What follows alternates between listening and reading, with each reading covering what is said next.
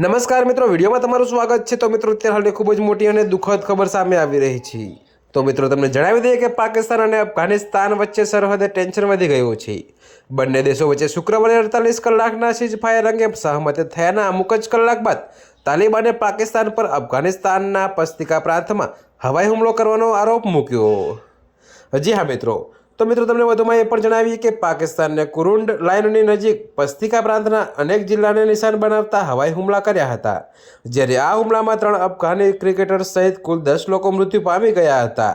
તો મિત્રો, આ મામલે અફઘાનિસ્તાન ક્રિકેટ બોર્ડ પણ પાકિસ્તાનના હવાઈ હુમલામાં 3 ક્રિકેટર્સ ગુમાવવા પર ગાઢ શોક વ્યક્ત કર્યો હતો।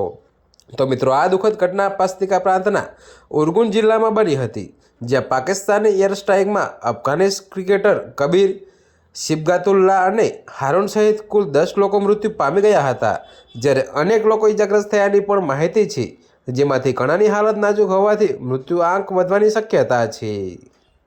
તો મિત્રો, તમને વધુમાં એ પણ જણાવી દઈએ કે અત્યારે હાલ માટે આટલું જ। મળીશું નવી અપડેટ સાથે, અને જો તમને અમારા વિડીયો પસંદ આવતા હોય તો વિડીયોને લાઇક, કોમેન્ટ, શેર અને અમારી ચેનલને સબસ્ક્રાઈબ કરવાનું ભૂલતા નહીં મિત્રો।